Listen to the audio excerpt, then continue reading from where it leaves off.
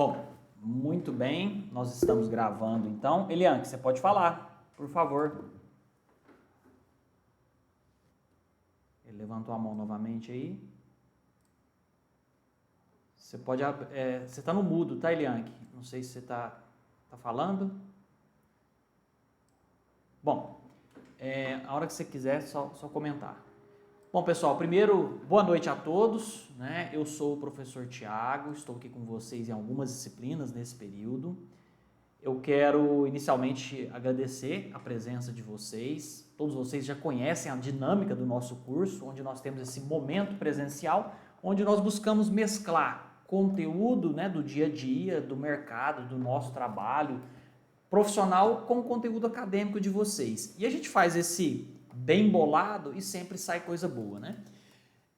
Hoje eu convidei um amigo, nós já escrevemos livros juntos, nós já fizemos podcast juntos, já demos palestra no Brasil, fora do Brasil juntos, né, Madruga?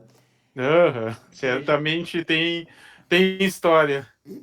Já temos uma história. E aí eu quero só, para começar, eu quero só fazer um mini currículo, uma apresentação do Madruga, e depois ele vai se apresentar também. Ele se chama Jerônimo Medina Madruga. Eu sempre o conheci como Madruga e acho que todo mundo chama ele de Madruga.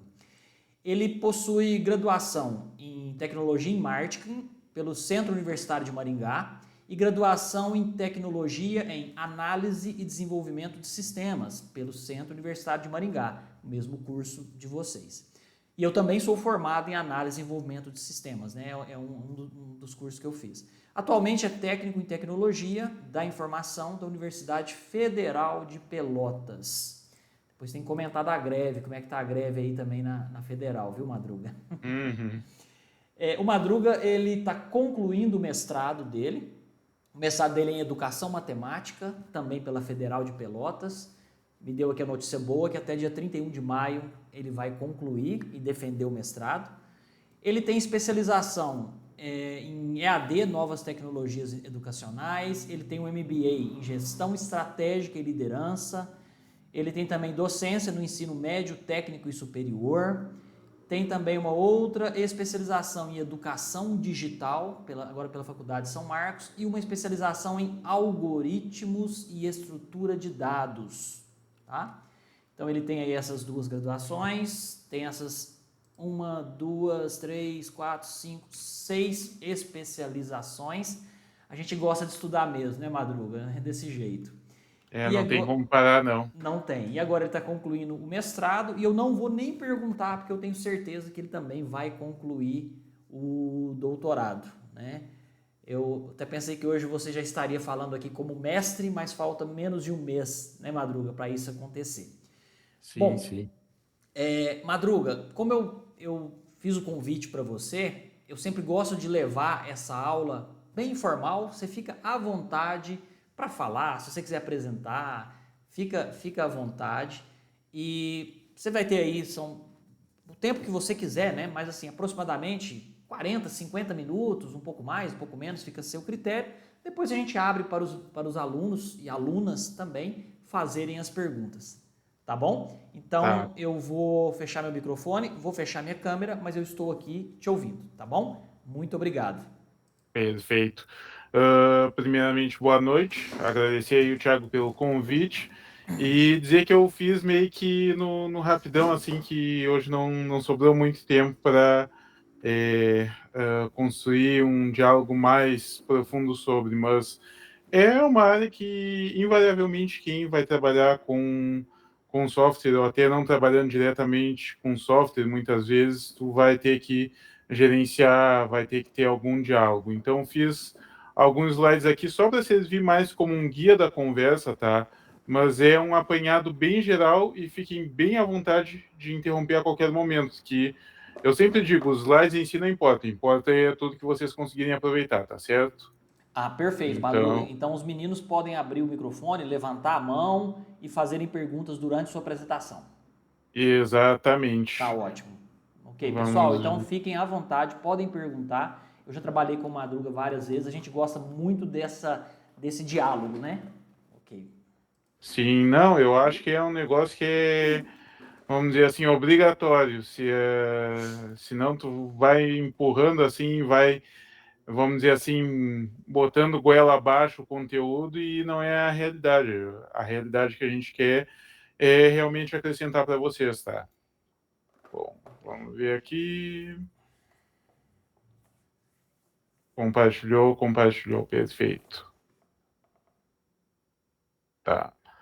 Então, qualquer coisa, só deem uma chamada aí, levantem a mão para, claro, como eu estou direto aqui. E, Thiago, também o que tu quiser complementar, sim, fica bem à vontade também. Tá bom, Tá, Madruga, muito obrigado. beleza.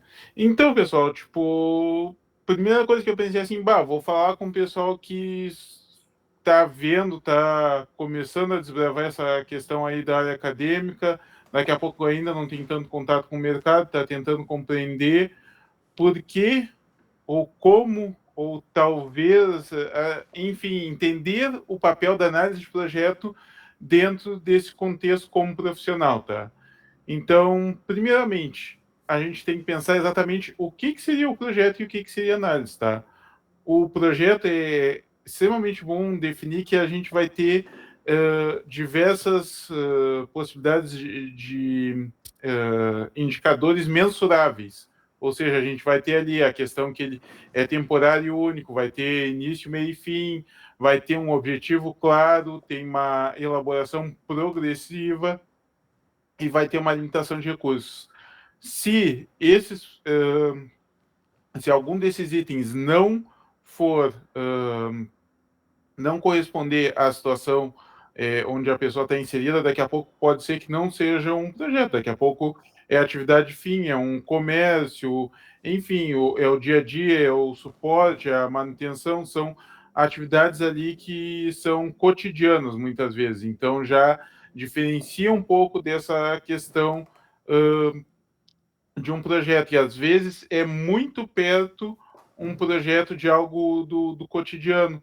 Dá um exemplo simples, a gente pode falar de PDV.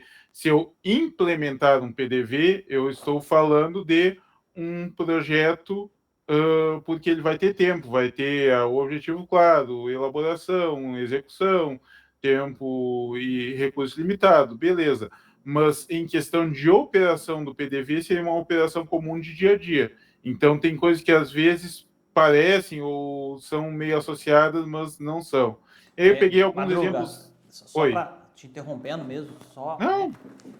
Não, à vontade. Só para o pessoal, não sei se para todos está claro o que é o PDV, né? Acho que é disso que o Madruga está se referindo, é um software, um aplicativo de ponto de venda. É isso, né, Madruga? O PDV Isso, é um aplicativo de ponto de venda que você tem ali o desenvolvimento e tem o operacional dele depois, né? sim. E aí até é interessante, que até já é bom isso tu falou, Thiago, porque na realidade a gente tem que pensar muito além do software, tá? Por mais que a gente aqui esteja falando do ponto de vista normalmente de um futuro desenvolvedor, analista, gerente de projeto, nunca sabe, na realidade os projetos são muito mais abrangentes, tanto que eu já puxo para esse gancho aqui, ó. Um exemplo que envolve software e muitas coisas mais, como hardware, física, matemática, enfim, foi a questão do homem ir até a Lua. Tem diversos documentários sobre, tem a documentação liberada de grande parte de como foi elaborado esse projeto, vamos dizer, bem faraônico, os custos envolvidos, as questões que tiveram que pensar em diversas possibilidades, riscos, enfim, é um projeto extremamente complexo e um exemplo bem interessante de ser pensado, tá? E quando a gente fala ali do ponto de venda, o ponto de venda não seria somente o software, também tem o hardware em si. Se parar para pensar, também vai ter o treinamento das pessoas para utilizar tanto o software quanto o hardware. Então, muitas vezes a gente não consegue mensurar no primeiro momento o impacto de um projeto em si dentro de toda essa cadeia, tá? Então, isso também é extremamente importante que a gente dê uma pensada. E ao mesmo tempo, fazendo um lado um pouquinho mais cômico, nem sempre um projeto dá certo. Vamos por lá, o projeto da seleção de 2006, para quem é um pouquinho mais velho deve lembrar, o Quadrado Mágico. Ronaldo, Ronaldinho Gaúcho, Adriano e Kaká. Ninguém nunca ia pensar que ia dar errado e infelizmente deu errado, né? Mas enfim, não é só no esporte que um projeto pode dar errado, também pode dar errado um projeto e normalmente os erros podem, esses erros e riscos podem ser detectados antecipadamente e através de análise e, claro, e a partir da gestão também e verificando ao longo do tempo como anda a execução do mesmo. E também é importante frisar, só porque um projeto não deu certo não quer dizer que ele esteja completamente errado. Ele pode dar errado, vamos dizer assim, porque não era o momento dele. Por exemplo, a Apple teve um projeto de tablet, se eu bem me lembro, se chamava Newton, muito antes do iPad. Só que a tecnologia da época, além de cara, era muito imprecisa. Então, o mercado em si não aceitou bem e o Newton ficou fadado ao fracasso. Mas, em cima do que se teve da experiência do Newton a longo prazo, se desenvolveram diversos outros produtos até chegar no que hoje a gente tem como, vamos dizer assim, o suprassumo dos tablets, que seria o iPad. Então, isso é bem interessante da gente conceituar que muitas vezes um projeto pode fracassar em termos de resultado, mas agregar a equipe que trabalhou com ele. E aí tem essa frase que eu acho bem legal, que é todo projeto tem riscos. Se não quer entrar em riscos, não faça um projeto. Então, na realidade, não dá para se iludir e pensar que não há como errar. Mesmo com a melhor análise, com o gerenciamento perfeito, sempre existe essa possibilidade. Mas isso é intrínseco. Quando a gente fala de projeto, é quase um sinônimo a gente ter que falar de risco, tá? Eu acho que o Thiago também deve ter diversas histórias sobre projetos que ele entrou e não foram para frente. Eu até mais tarde, se der, eu compartilho um rapidinho que eu participei. Madruga. E muitas... Oi. Não, isso aí, você falou uma coisa muito interessante, né? Essa questão do risco, né? Quando você estuda o próprio gerenciamento de projetos clássico, lá do Instituto do PMI, dentro daquelas áreas que a gente tem, né? Que é gerenciamento de escopo, de pessoas, de custo, de qualidade, de integração. Eu tenho também o gerenciamento de riscos, né? Eu tenho o gerenciamento de riscos. Então, todo projeto, eu trabalhei com projetos, né, de desenvolvimento numa telecom. E eu me lembro que era assim, o problema maior não é em dar errado, mas o problema maior é você não ter mapeado a probabilidade, ter mapeado aquele risco daquilo dar errado, né? Porque se você está iniciando um projeto que pode ser pequeno, como o desenvolvimento de um PDV, como você comentou, ou uma vez eu vi uma apresentação de um gerente de projetos que planejou a Copa, o Rock in Rio, né? O cara dando exemplo do cara que planejou o Rock in Rio. E tem muito mais risco envolvido e pode resultar em perdas financeiras muito maiores do que você, às vezes, perder 2 dias de trabalho porque desenvolveu um código errado. Mas todo projeto tem risco, né? Em maior e menor grau. Com a experiência e com o passar do tempo, a gente aprende a minimizar esses riscos com base no que você já passou. Né? Sim, é interessante isso, né? Eu só queria comentar, Madru, que você deu essa abertura. Não, mas é perfeito, cara. O que eu te diria até assim é muito maior que isso na realidade. Não só essa questão de gerenciamento de riscos, mas também essa questão da experiência em si impacta muito. Eu acho que, pelo que eu vejo e até pela minha experiência profissional, quanto mais jovem, mais verde normalmente a gente vamos dizer assim, a gente é inocente.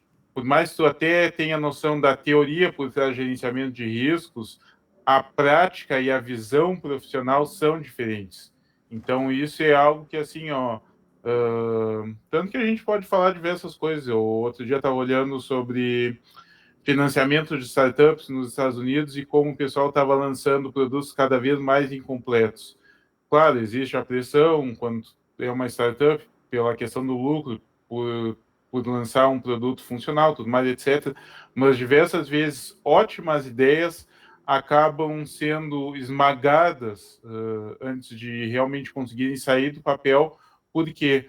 porque não foi dado vamos dizer assim, o cuidado, e também não se teve a experiência. Focar em alocar recursos em pontos errados. Depois a gente até vai ver, eu finalizo ali com os 7 pecados capitais dos projetos, entra um pouco nesses detalhes, mas são tantos detalhes, tantas nuances que a gente tem dentro de um projeto, que realmente a experiência vai contar muito. Por isso, até que normalmente quando a gente vê o pessoal de análise, gerente, normalmente é o pessoal com mais idade. Tá? Então, não quer dizer que seja uma regra, mas acaba muitas vezes sendo um padrão. Os cabelos brancos e barba branca, acho que já indica um pouco do estresse que a pessoa já passou. E aí, até uma questão importante que eu também já levaria para o Thiago repassar com a experiência dele. Tem como desassociar a análise da gerência de projeto com D ali, mas ignorem, seriam da gerência de projeto. Na minha experiência, acaba que muitas vezes a análise naquele momento inicial acaba tendo vamos dizer assim, uma relação simbiótica. Provavelmente vai ser as mesmas pessoas ou a mesma equipe, principalmente em quem trabalha em empresas menores, que vão gerenciar o projeto, ou vão ter um contato direto. Então, muitas vezes, questões da análise vão remeter à gerência do projeto em si, e vice-versa. Claro, a análise também pode ser feita num projeto que já está em andamento, não é só no início dele. Então, também tem que se levar isso em consideração. Então, Thiago, não sei se compartilha dessa visão, Claro, como tu claro. pode, Bom, o que pode repassar aí? bom, é muito interessante, né, isso que ele está falando, porque deixa eu só voltar um pouquinho, Madruga, para dar um contexto, para tentar responder melhor essa pergunta, né? É o seguinte, a gente entende que não existe regra para um profissional dentro de uma empresa ou do mercado de trabalho evoluir e desenvolver. Mas geralmente isso aconteceu comigo. Eu inicialmente era programador, com experiência eu passei para analista e depois eu passei para gerente de projetos. Há 15 anos atrás, nós tínhamos um outro paradigma de desenvolvimento de projetos, que é do PMI, né? Do Project Management Institute, que era as 10 áreas de gerenciamento de projetos, tudo isso, e nós tínhamos muito aquela visão do gerente de projeto ser aquele cara coringa que poderia tratar de um projeto de uma empresa de software médico, projeto de uma telecom, como eu trabalhei muito tempo, né? Ou na área de finanças também, né? De startup financeira, que a gente tem muito hoje. Só que a gente percebe que esse perfil ele vai evoluindo e vai ajustando. Hoje a gente fala de gestões ágeis de projetos e eu já tenho um pouco a visão do Tech Manager. O manager é o gerente, o Tech Manager é aquele gerente que tem uma alta carga técnica, né? Numa última empresa que eu prestei serviço, eu atuava como Tech Manager, ou seja, tenho conhecimento técnico, tenho conhecimento de negócio. Era numa instituição bancária que eu atuei, tinha conhecimento de negócio, tinha conhecimento técnico, de linguagem, framework, etc. E ao mesmo tempo você tinha que gerir aquele time, tá?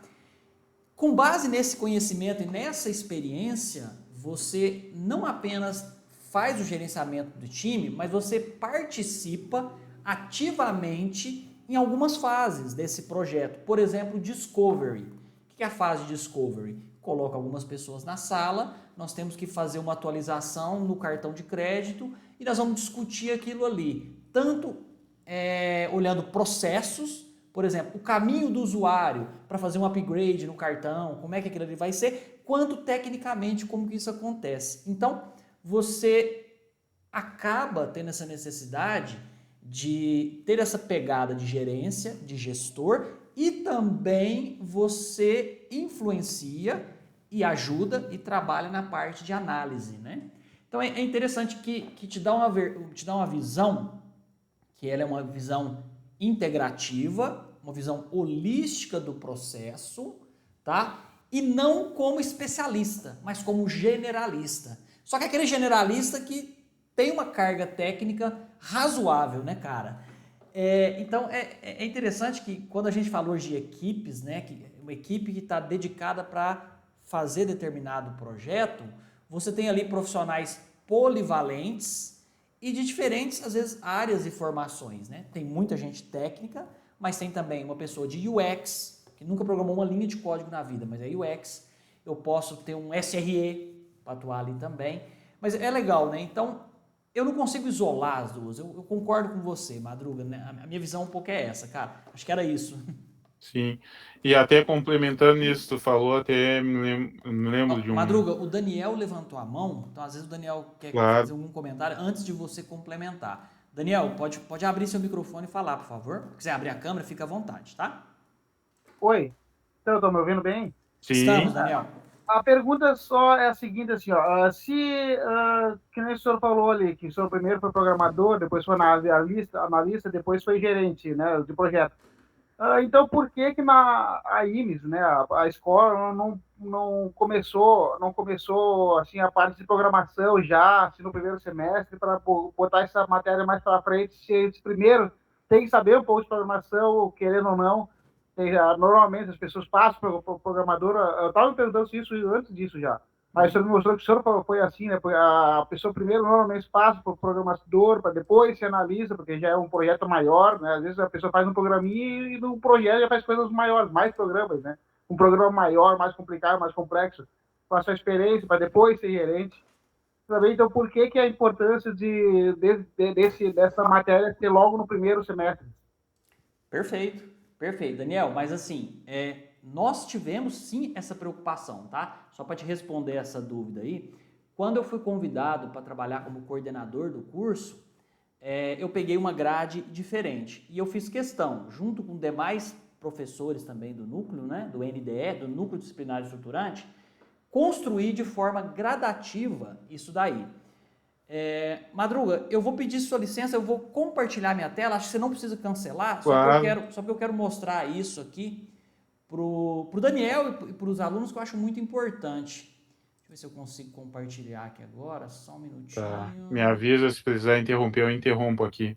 Tá bom. Mas até aproveitando o gancho do Daniel, é interessante que esse tipo de grade diferente é normal, vamos dizer assim, em quase todo mundo. Sim.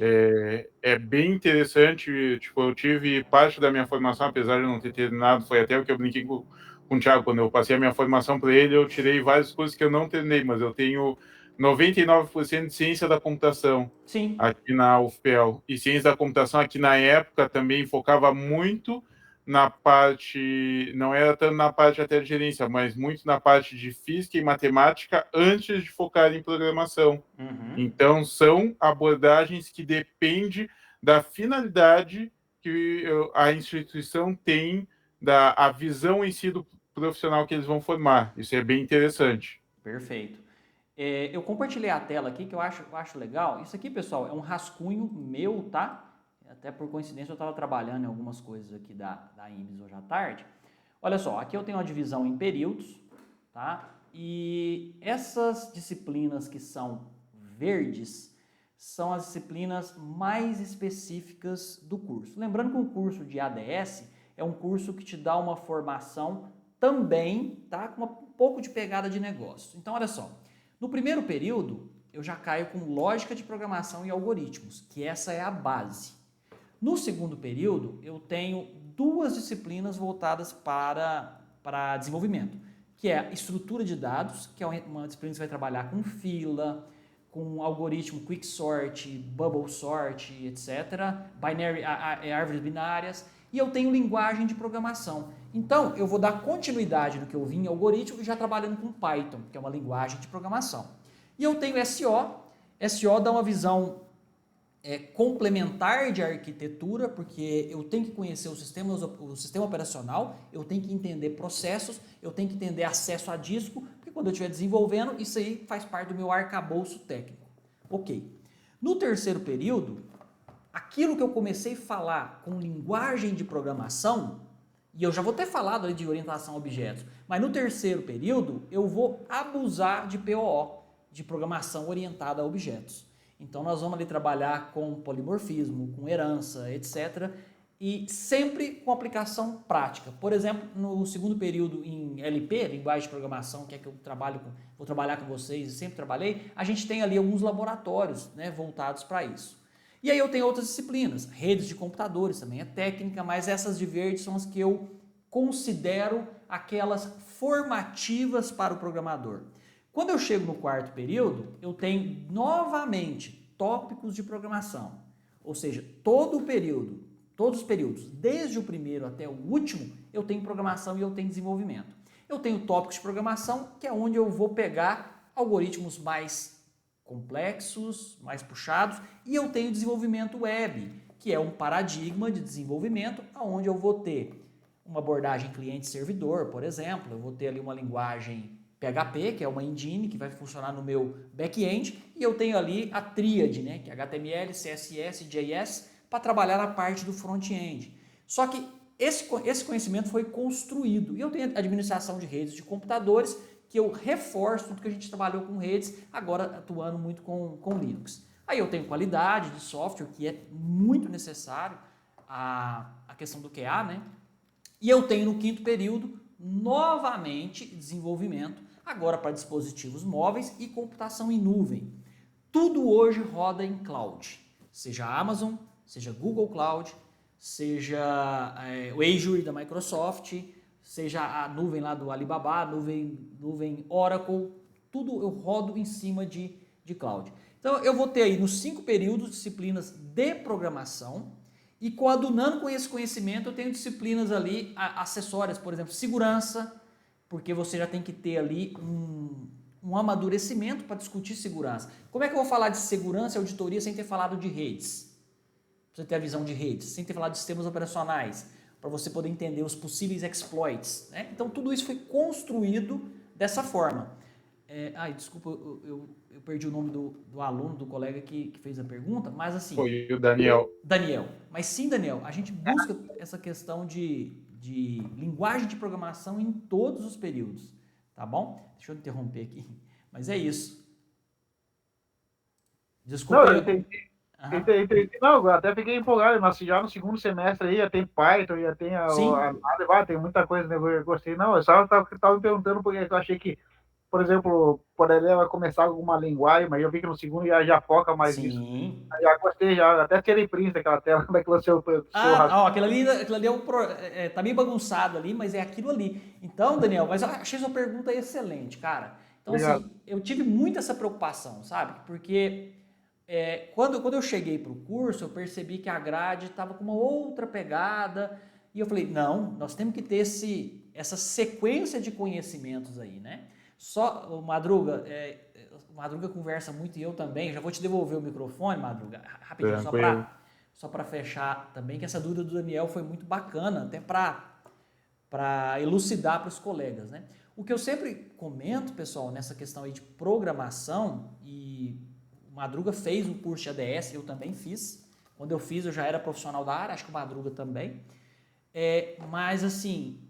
A gente não pode ficar só no conteúdo que eu vejo aqui nas videoaulas, né? Nós temos que buscar alguma coisa extra. Por exemplo, com os meninos aqui, Madruga, eu já passei para eles o curso de banco de dados, aquele curso de SQL que você conhece e você já distribuiu para os seus alunos também, num dos eventos quando a gente se conheceu, né? O curso de SQL. Já passei para os meninos trabalharem antes, né?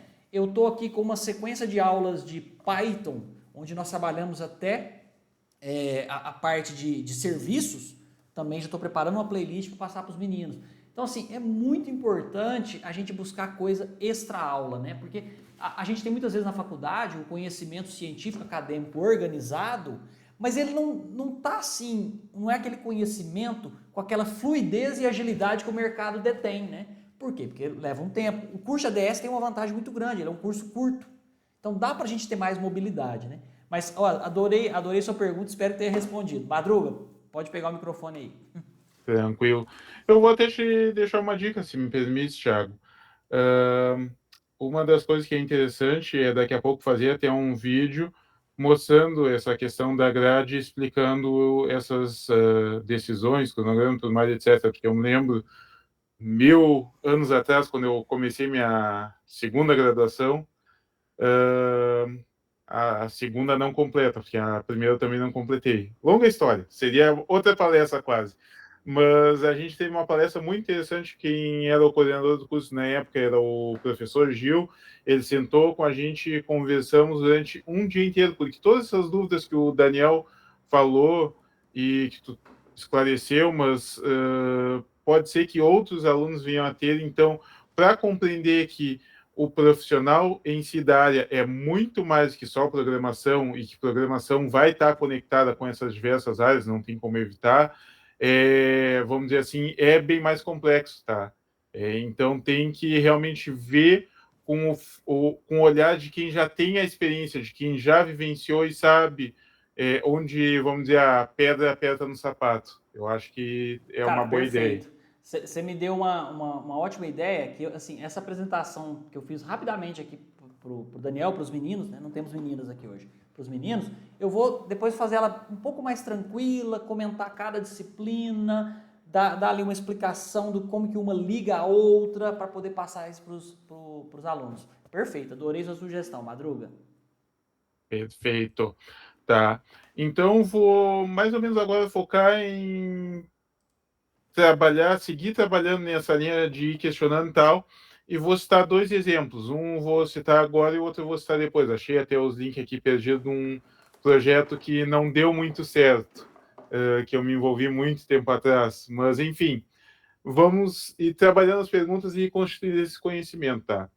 Tá, então, como compreender o que realmente é ou deveria ser o seu projeto? Porque uma coisa é o que a gente fala que é o projeto, uma coisa é o que nos dizem que é o projeto, e outra coisa é o que realmente ele vai ser lá no final. Eu até não achei, mas tem aquele meme clássico que vocês já devem ter visto alguma vez. Ah, o analista falou que isso era o projeto, depois o gerente falou que isso era o projeto, a análise foi feita a tal jeito, o engenheiro não sei o quê, e era para ser um balanço e acaba sendo um pneu enterrado no meio da areia, alguma coisa assim. Então é mais ou menos por aí que a gente tem que pensar um pouco. Citando um exemplo do que eu já passei, tipo, eu trabalho com educação à distância faz um bom tempo, desde que eu passei no concurso da UFPEL, antes eu já tive algumas experiências prévias, e teve em alguns momentos questionamentos se o sistema que a gente trabalhava na época, que é o Moodle, era o Moodle e segue sendo o Moodle, era o mais interessante, porque teve diversas empresas que já começaram a cogitar e, vamos dizer assim, jogar a linha para ver se alguém mordia, porque é muito fácil tu chegar lá e dar diversas sugestões, mas não compreender a realidade da instituição. Então a gente teve algumas, vamos dizer assim, alguns diálogos com os cursos, com professores, para compreender exatamente por que havia o desejo de mudança e se realmente havia a necessidade de mudança. Então, para compreender o que é, não era simplesmente falar, não, a gente vai sair do Moodle e vai ir para o Canvas ou para o Blackboard ou qualquer outro, mesmo que fosse até um aberto. Só para especificar para quem não conhece, o Moodle é aberto, tanto Canvas quanto Blackboard são fechados, e existem outros softwares que a gente chama de Learning Management Systems, que seriam, em português, ambientes virtuais de aprendizagem, tá? Mas por dentro deles é muito mais que um nome ou uma questão de empresa por trás. Tu vai ter diversas funcionalidades que têm que ser avaliadas, têm que ser pesadas, que aí tu realmente vai compreender o que estava acontecendo. E na maioria dos casos, o que estava acontecendo era a falta ali de compreensão de todas as funcionalidades que o software utilizava. Claro, algumas coisas em alguns softwares eram mais fáceis que no Moodle, mas o Moodle, no geral, conseguiria ter, vamos dizer assim, a média de funcionalidades relativamente maior do que esses outros softwares, pelo menos na nossa visão técnica. Mas até tu alinhar a visão técnica com a visão pedagógica, com a visão do usuário, é uma questão que tu tem que ir avaliando, questionando, perguntando, verificando.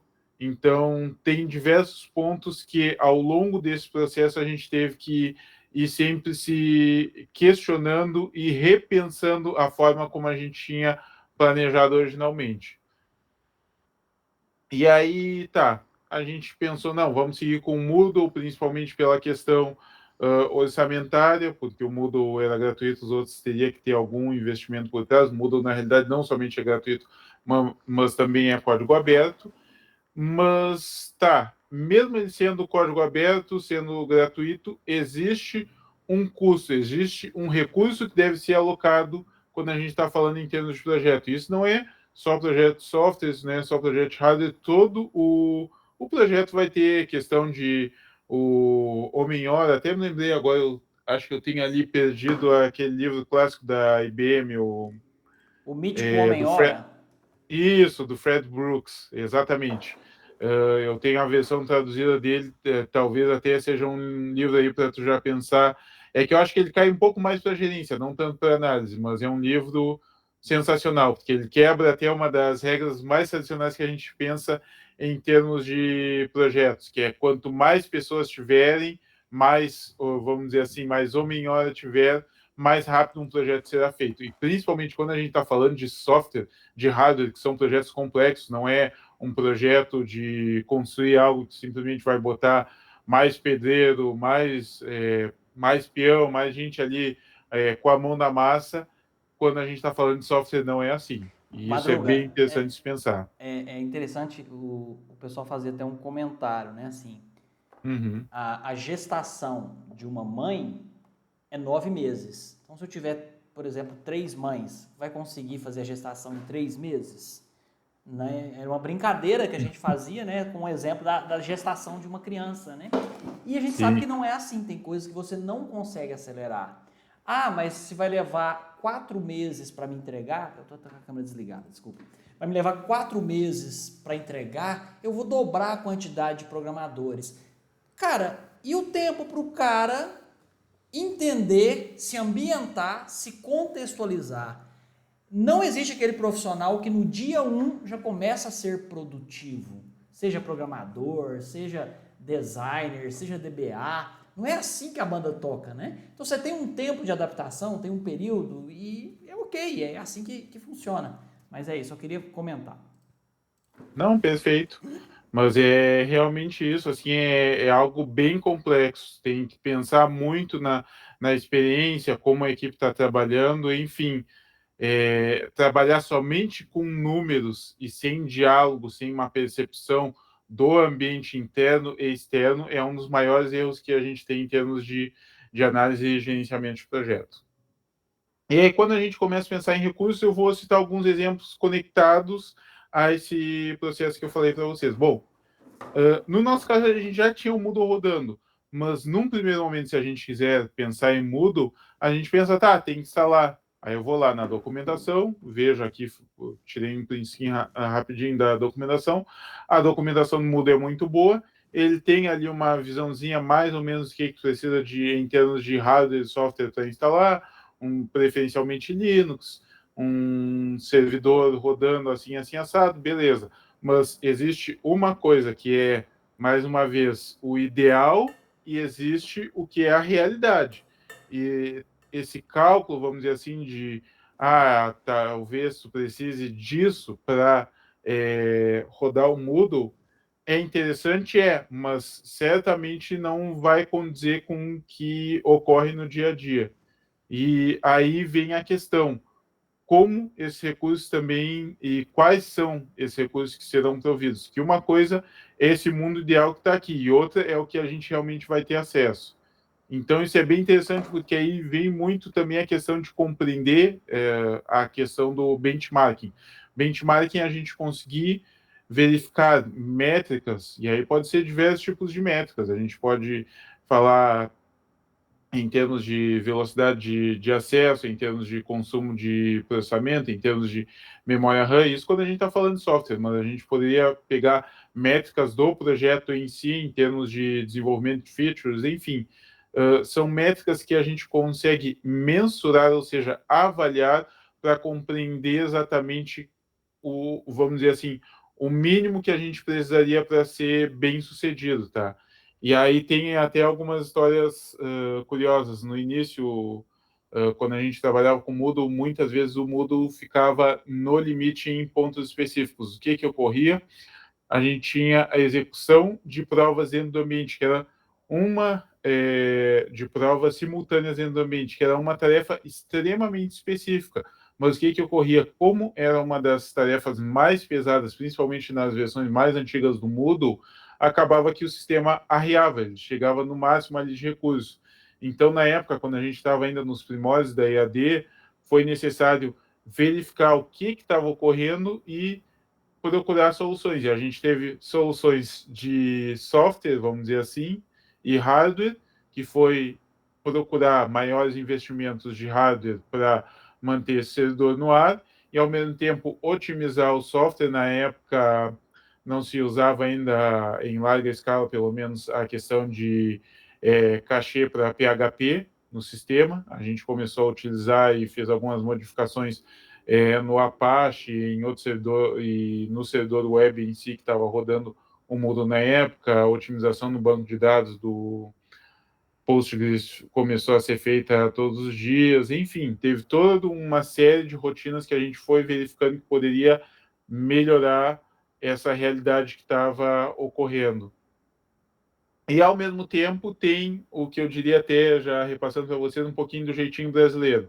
Por que eu falo do jeitinho brasileiro? O jeitinho brasileiro, eu acho bem interessante, que eu tive uma conversa, aliás, é meio que recorrente na área, que o pessoal gostava muito de contratar o pessoal da Índia e da China por causa do custo, mas os brasileiros pela eficiência, porque eles tinham uma visão que eles conseguiam em empresas multinacionais. Não vou citar nomes para não ficar chato, mas, enfim... como é uma conversa em off, muitas vezes eles investiam um pouco mais caro no profissional brasileiro, porque o profissional brasileiro pensava um pouco mais fora da caixa. O nosso pensamento fora da caixa na época foi simples, começar a dialogar com os cursos para evitar que diversos cursos fizessem as provas ao mesmo tempo. Então a gente começou a fazer um cronograma ao longo da semana. As tarefas mais pesadas tinham um certo revezamento entre os usuários para, tal dia é a prova de tal curso, de tal disciplina, e assim foi indo. Então, nem toda solução vai ser ótima. Isso é extremamente importante. Quando a gente pensa em análise, a gente vai realmente pensar naquele mundo perfeito, mas no mundo prático, muitas vezes vão ter divergências, tá? E apesar de muitas vezes a gente ver ali, nem todos, mas tem muita gente que vê ainda o profissional dessa parte de análise como se a comunicação não fosse assim tão essencial, como um gerente de projeto, onde o gerente, muitas vezes o diálogo acaba sendo a principal ferramenta dele para compreender um projeto. A comunicação, ao meu ver, e acredito que o Thiago também deve ter uma compreensão similar, é sim essencial. Tanto que, quando a gente pensa em quase qualquer metodologia ágil, hoje, muitas delas, como estou pegando aqui o exemplo do Scrum, mas quase todas elas vão ter algum ponto de comunicação que vai se repetir de tempos em tempos, tá? Então, isso é um ciclo, não tem como escapar. Evitar a comunicação é estar fadado ao erro. Então, não tem, por mais que seja um ótimo profissional, se ele se isolar na salinha dele e não compreender a visão de outros profissionais ligados ao projeto, e aí até talvez conecte com a questão que o Daniel estava falando, que muitas vezes o profissional vamos dizer assim, compreende a análise, mas não quer dizer que ele compreenda todas as ferramentas, todos os processos, todas as tecnologias envolvidas. Talvez por causa da formação, e outro porque existe um leque muito grande. Então, a comunicação é, sim, muito essencial em termos de análise. Como eu até citei aí, se a gente não tivesse um diálogo maior com os professores, a gente não teria chegado ao cerne do problema, Sim, que não era o Moodle estar lento, mas sim uma ferramenta específica estava deixando o Moodle lento naquele momento. Madruga, você me permite aproveitar Claro. esse seu gancho aí da comunicação? Porque eu sou um fiel defensor aí da questão da comunicação. Eu falo que se eu for olhar para gestão, para liderança, são duas habilidades que eu acredito serem essenciais, talvez superando até a habilidade técnica. A primeira dela é comunicação e a segunda é gestão de pessoas. Um gerente, um líder tem que ter essas duas habilidades muito afiadas. Excelente que você trouxe a metodologia Scrum, né? A minha geração trabalhou com outras metodologias tradicionais de projeto e fizemos a migração para Scrum. Hoje eu sou defensor do Scrum.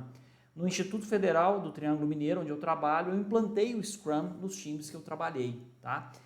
E para quem não conhece, nós vamos estudar isso mais a fundo, para frente, vamos comentar mais, né? O Scrum é uma metodologia ágil muito simples que tenta tirar a burocracia e as partes chatas de uma gestão e substitui por comunicação. Por exemplo, todos os dias o time entra para uma reunião, que é uma stand-up meeting, que trabalhando presencialmente, essa reunião é feita em pé, tomando café e tem a duração máxima de 15 minutos. É uma reunião que cada um vai falar o que fez, o que não fez e o que está impedindo ele de avançar para o objetivo daquela sprint, daquela entrega. Então você tem comunicação. Você entra numa reunião com todo o seu time e você fala, olha, eu não estou dando conta de entregar tal função porque não está dando certo o meu acesso a banco de dados, eu não tenho login, não tenho senha. Você expõe tudo aquilo ali, sempre comunicando. E é legal, cara, você trabalhar dessa forma, porque o time ele começa a trabalhar de forma recíproca, onde você não precisa ter um agente externo cobrando as pessoas. Elas se auto-cobram, né? Porque, não, o que está acontecendo, Madruga, que você não conseguiu entregar? Posso te ajudar em alguma coisa? E tudo flui. E a comunicação está aí permeando, né? Vou dar só para encerrar, se eu vou falar, eu como tech manager, né, como gerente técnico, se eu vou falar com o DBA, eu tenho que saber a língua dele. Se eu for falar com o usuário do sistema que me pediu aquela modificação, eu tenho que saber falar na língua dele. Se eu for conversar com o meu programador, eu tenho também que medir a forma como eu vou conduzir. Então a comunicação ela tem que ser de forma que seja entendível ou inteligível, né, a palavra correta, a essa mensagem, que seja entregue corretamente o que você precisa. Você tem que verificar se a outra parte entendeu ali e você tem que adequar a sua comunicação. O dono da empresa só quer saber quando vai ficar pronto e quanto vai custar. É isso que ele quer saber. Eu não preciso de mais detalhes. Já o meu desenvolvedor, ele tem que ter mais detalhes. E você mensurar tudo isso daí. Então, a comunicação ela é fundamental. Dentre as soft skills, né, nós já demos uma palestra sobre soft skill, Madruga, dentro das soft skills, a comunicação está aí puxando o carro, né? E não é coisa de outro mundo, não é, ter a comunicação efetiva, não é falar demais, não é ser extrovertido. Não, é você ser assertivo no que você tem que passar. Olha, é isso, estou com um problema nisso, basicamente. E tudo também a gente aprende, né? É isso, só queria comentar que eu gosto muito dessa parte. Madruga, obrigado. Não, perfeito. Eu acho que isso é importante porque, querendo ou não, infelizmente, ainda eu acho que muita gente vem da área de exatas, indo para essa parte de análise e pensa um pouco quadrado demais. E não. O maior erro que tem é tu tentar te isolar para achar que tu vai conseguir ser um analista melhor. Tem diversos pontos que, para tu compreender só através do diálogo, através da compreensão de usuário, de desenvolvedor, de gerente, enfim, é algo bem, bem complexo. Não tem como tu tentar avaliar tudo sozinho, isolado num quartinho branco, tá? Bom, eu ia falar aqui rapidinho do SWOT ou FOFA, que talvez seja talvez uma das métricas mais simples, assim, vamos dizer assim, uma das metodologias não métricas mais simples de se trabalhar e mais conhecidas, mas é basicamente, tipo, é uma avaliação de compreender ali forças, fraquezas, oportunidades e ameaças. O que hoje vai te facilitar, o que pode te facilitar no futuro, o que hoje complica a tua situação e o que pode te complicar no futuro. Então, eu acho que isso é o mínimo que a gente tem que pensar em termos de análise quando a gente está começando um projeto. Eu acho que talvez um dos sistemas mais minimalistas, mas tem bem mais complexo, mas isso daí a gente tem que ter em mente, a gente tem que compreender tanto o lado bom quanto o lado ruim do projeto que estamos a trabalhar, tanto o que estamos a criar que pode ser benéfico e o que pode complicar dentro desse processo. Eu acho que isso daí é essencial. E só para interromper, antes da gente perder a questão do horário, eu vou mostrar rapidinho um projeto que não deu certo, mas ao mesmo tempo agregou dentro da medida do possível. Vou fazer aqui um outro compartilhamento. Aqui. Tá. Esse, não notem que será 2011/2012, é mais de uma dezena de anos aí que o projeto nasceu e morreu. Muito tempo atrás, no túnel do tempo, tinha um colega meu, Rafael Spetti, que começou a desenvolver um aplicativo. Lembrem, isso é uma época pré-Uber. Eu fui até verificar que o Uber, no mundo, até ele nasceu em 2009, mas Uber como aplicativo foi ali para 2010, 2011. Então, a gente, sem querer, era quase um concorrente do Uber, sem saber.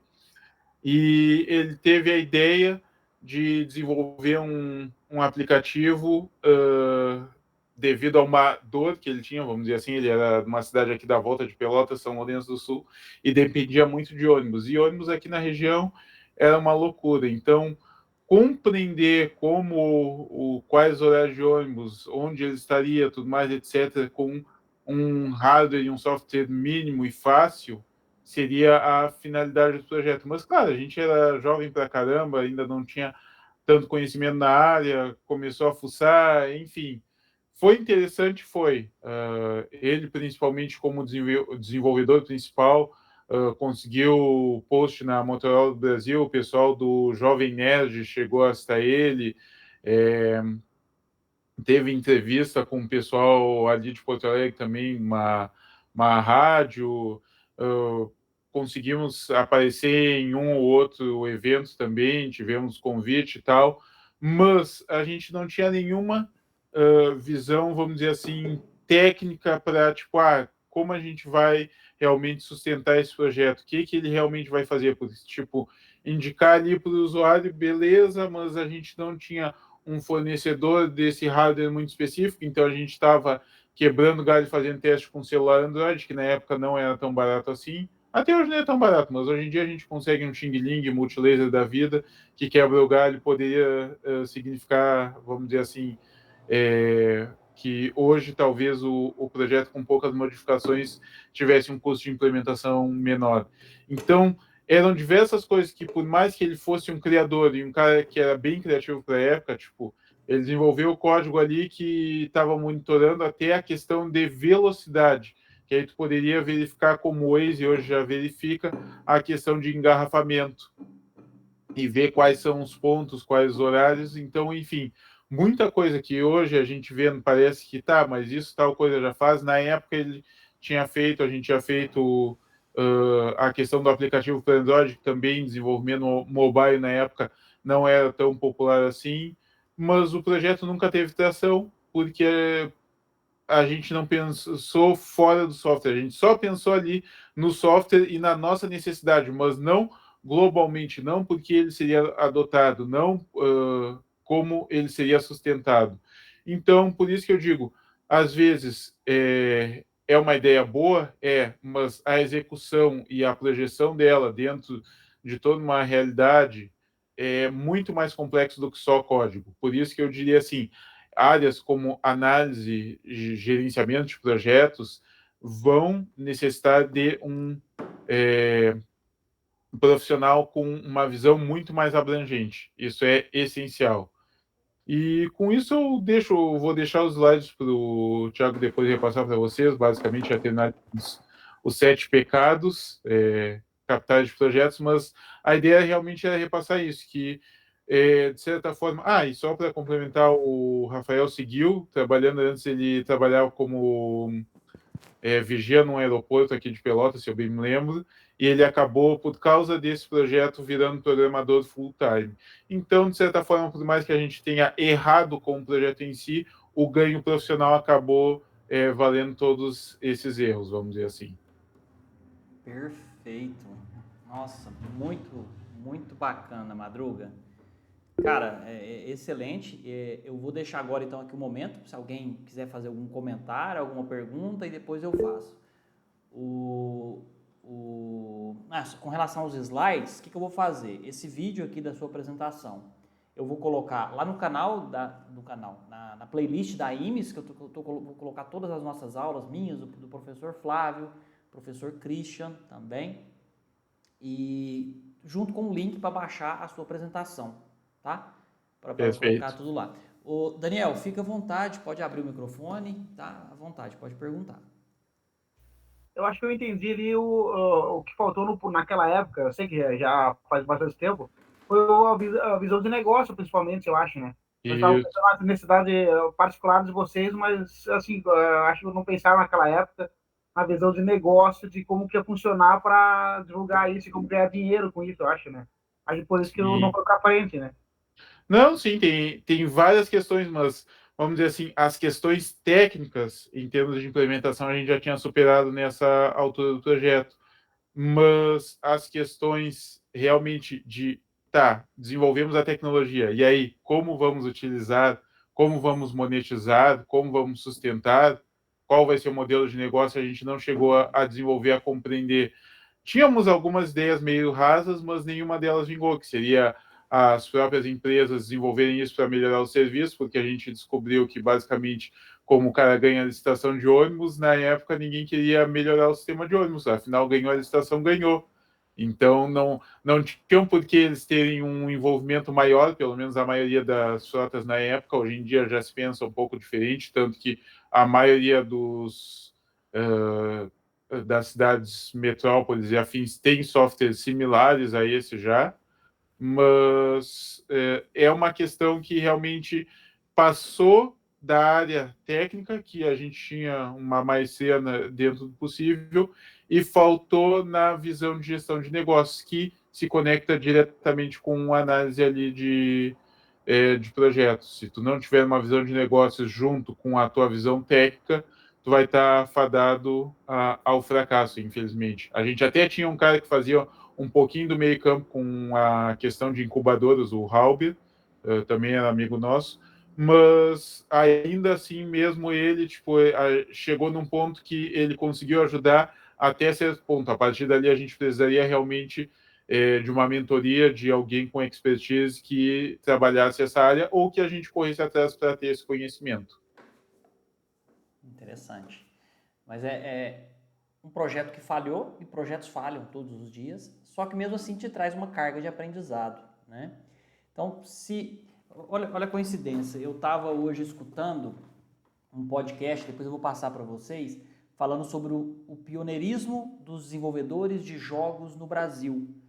Meados da década de 90, quando alguns brasileiros, existia um cara que era um editor de uma revista chamada Microsistemas, uma revista bem focada em programação, não sei se você, Madruga, já chegou a ter contato com essa revista no passado, trazia listagem de código e tal, e os caras fizeram um jogo chamado Incidente em Varginha.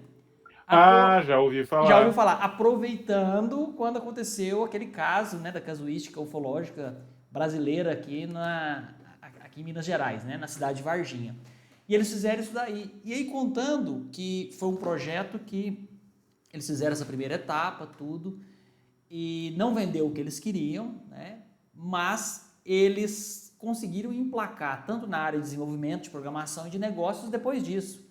Aí no segundo momento eles conseguiram um financiador lá, um funder alemão, conseguiu um financiador alemão e prometeu para eles $30 mil na primeira venda do jogo, mas eles teriam que mandar uma cópia do jogo lá para poder demonstrar para os investidores. Mandaram a tal cópia, colocaram lá cópia apenas de demonstração, não pode ser vendido. Mandou lá, passou um mês, passou 2 meses, passou 3 meses, ninguém respondeu mais nada, entraram em contato, cortaram o contato. Aí um deles foi fazer um trabalho na Alemanha e andando nas lojas lá, viu que o capítulo 2 de Incidente em Varginha foi lançado na Alemanha, estava entre os 5 jogos mais vendidos na Alemanha. Ele comprou uma cópia e essa cópia que ele comprou, falou, mas como é que os caras hackearam e tiraram aquele disclaimer, né, dizendo que não podia ser vendido? Não, venderam desse jeito mesmo, cara. Então, tipo assim, eles foram dobrados, brasileiros foram enganados por alemães. Tentaram entrar com uma ação e a justiça alemã falou que não foi isso que aconteceu, não. É muito mais fácil os alemães terem enganado, os brasileiros terem enganado os alemães. E, infelizmente, o povo brasileiro tem, assim, uma O pessoal acha que brasileiro que é bandido, que faz coisa errada e tal, e eles acabaram desistindo do processo. Mas todo esse caminhar aí, eles desenvolveram tecnologia, porque na década de 90 não tinha essa facilidade. Se olhar código no YouTube, de você ler um tutorial, você ter tudo em português prontinho. Então eles tiveram que desenvolver uma engine de jogo, aprenderam muito para poder fazer acontecer. No final deu errado? Sim, parte do projeto 2 deu errado, mas eles pegaram conhecimento, né? Então eu achei muito legal, o nome desse podcast é Primeiro Contato, ele tem acho que 10 ou 11 episódios e muito com essa pegada de início da internet no Brasil, as primeiras empresas, a distribuição, por exemplo, que a Bra Software fazia e veio a revista do CD-ROM. A revista do CD-ROM pegou 40 mil bancas de jornais do Brasil e começou a vender jogos a R$12. E os caras vendiam a R$100 um jogo para computador. Então, assim, cara, é muito interessante. Isso nos dá uma visão que não é só tecnologia, né? Tudo está amarrado em negócios, né? Tudo está amarrado em negócio. Então, a experiência que vocês tiveram, o projeto às vezes falhou, mas foi muito positiva. Faltou o quê? A mentoria que você comentou, o conhecimento aí de negócio, talvez, né? Que até o Daniel falou. Mas é legal, né, cara? Você entender que dá errado, mas o aprendizado vem, né? O conhecimento vem. Daria errado mesmo se você não tivesse aprendido nada com essa falha, né? Com esse erro no percurso.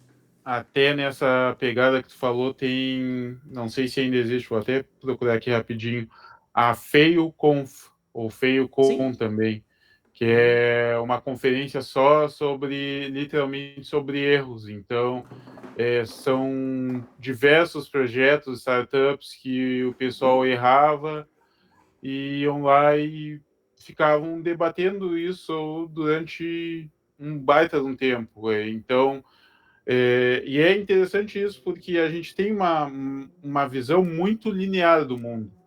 E quando a gente começa a ver essa questão de análise e gerência de projetos, começa a ver que esse mundo idealizado, esse mundo utópico não existe.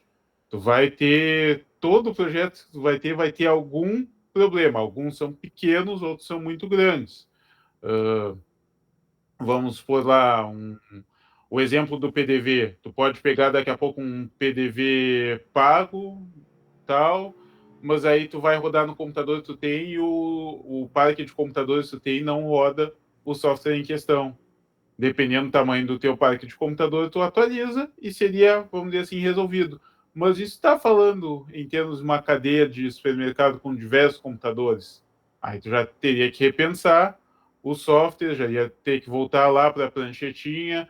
Então, toda vez que a gente fala em termos de projeto, eu acho até errado quando a gente só fala os acertos. Eu puxei aquele clássico da seleção de 2006, uma porque para mim foi a melhor seleção depois de 94, e outra porque era um projeto que todo mundo esperava que desse certo e deu relativamente errado, né?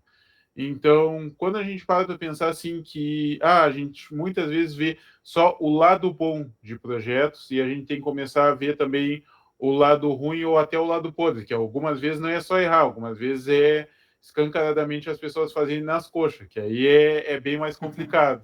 Mas tudo é um aprendizado. Preferencialmente que o aprendizado não sejam com vocês que estão começando na área, mas vocês podem tentar aprender por quem já passou por isso. Eu acho que talvez também seja tão importante quanto tudo que a gente falou aqui, é isso, tipo, não ficar perdido em só o que vocês, não ficar focado somente no que vocês veem em sala de aula, mas dialogar, trocar experiências, isso daí para mim é essencial, e até é parte do que o Thiago está fazendo aqui com vocês, trazendo como convidado. Isso. Cara, assim, essa questão de erro é tão interessante porque às vezes você vê na literatura aí, aprenda programação em 24 horas, né? Não, você vai aprender programação em 10 anos. Por que você vai aprender em 10 anos? Porque você vai executar o código, vai dar errado, vai executar de novo, vai dar errado, você vai pegar um caminho alternativo para poder fazer aquilo ali funcionar. É através de, insistentemente, você tentar, dar errado, estudar, procurar e fazer, que você vai aprender. Sabe? Muita coisa na nossa vida você vai aprendendo através de tentativa e de erro. o que nós tentamos fazer é minimizar os erros olhando histórico de pessoas que já fizeram aquilo. Mas não é lendo um livro de Python que você vai ser um bom programador Python. Você vai ser um bom programador Python programando, sentando na cadeirinha e programando.